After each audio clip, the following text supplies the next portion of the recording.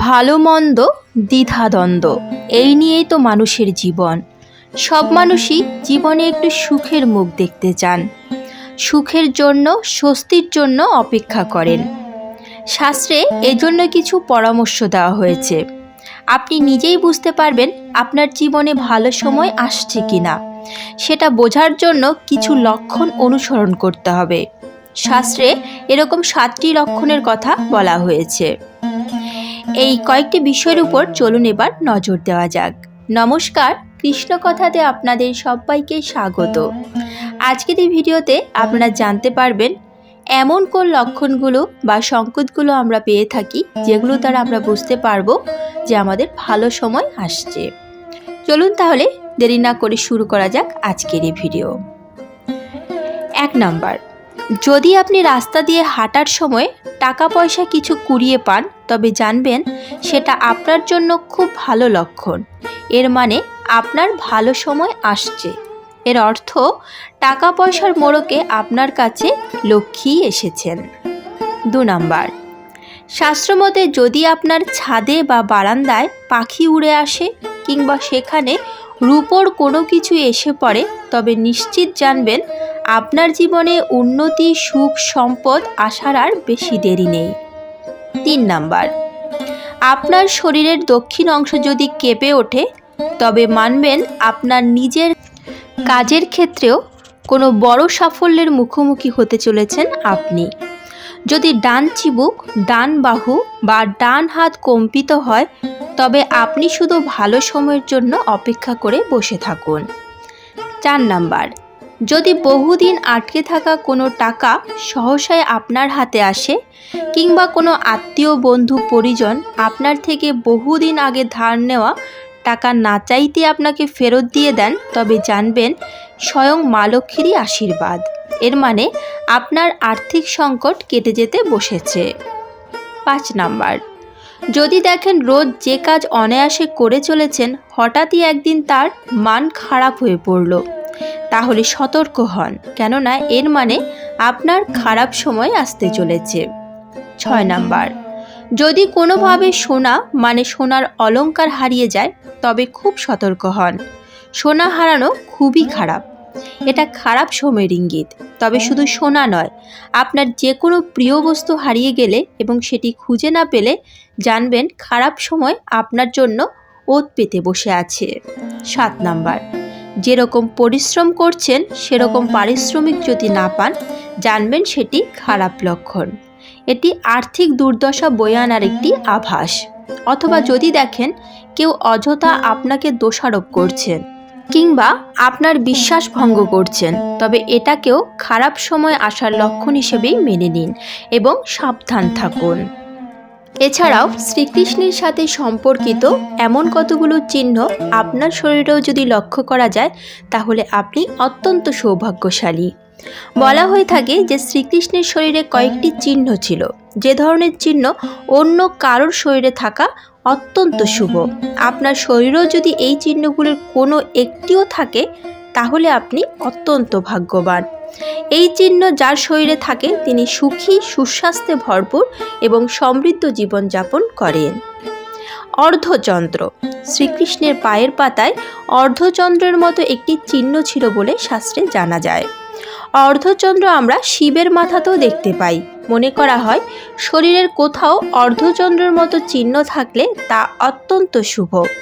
যে ব্যক্তির শরীরে অর্ধচন্দ্রাকার চিহ্ন থাকে তিনি নিজের ক্যারিয়ারে সাফল্যের শীর্ষে পৌঁছান।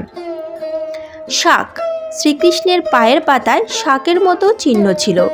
শ্রী বিষ্ণু তার এক হাতে শঙ্খ ধরে থাকেন। শাকের আওয়াজ আমাদের অন্তরাত্মা ও বিবেককে জাগিয়ে তোলে।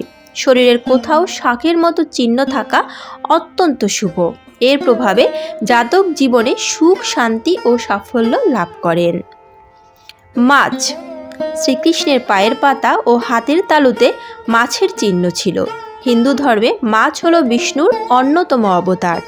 শরীরে মাছের মতো চিহ্ন থাকলে আপনি সমাজে প্রচুর মান সম্মান লাভ করবেন। ত্রিভুজ, শ্রীকৃষ্ণের মতো আপনার পায়েও ত্রিভুজাকৃতি চিহ্ন থাকলে আপনার সঙ্গে অনেক ভালো ঘটনা ঘটবে। জীবনে প্রচুর ধন লাভ করার যোগ রয়েছে। এরা ভালো কথা বলতে পারেন এবং জীবনে উন্নতি করতে পারেন। তীর। শ্রীকৃষ্ণের পায়ের পাতায় তীরের মতো চিহ্ন ছিল বলে জানা যায়।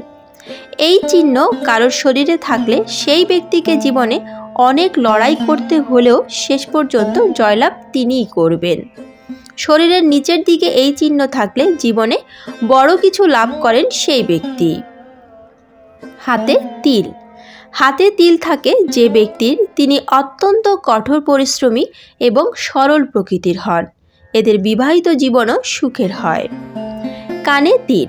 কানে তিল অত্যন্ত শুভ বলে মনে করা হয়। যে ব্যক্তির কানে তিল থাকে তিনি জীবনে খুব একটা চেষ্টা না করে সব কিছু পেয়ে যান। তবে জীবনে ভালো সময় আসার জন্য এ ধরনের সংকেত বা চিহ্নগুলি যথেষ্ট নয়। আপনাকেও ভেতর থেকে নিজেকে তৈরি করতে হবে। যেমন কিছু বিষয়ের উপর নজর আপনাকে রাখতেই হবে।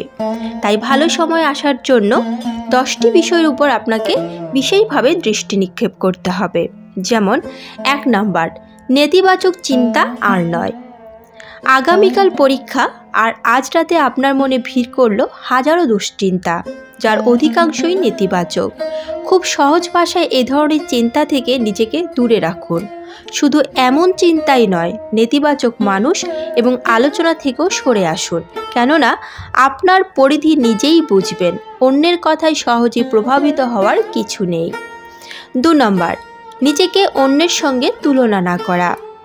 ওর ওটা আছে, আমার নেই কেন? এই ধরনের চিন্তা আপনার নিজের মানসিক শক্তিকেই কমিয়ে দেয়। এমনকি দীর্ঘমেয়াদে আপনার মধ্যে হতাশা কাজ করবে। তাই মনে রাখুন, সবার প্রতিভা এক নয়।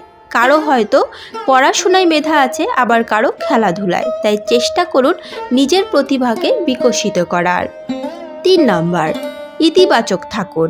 আপনি কাজটা যেভাবে করবেন তার ফলটাও সেরকমই হবে।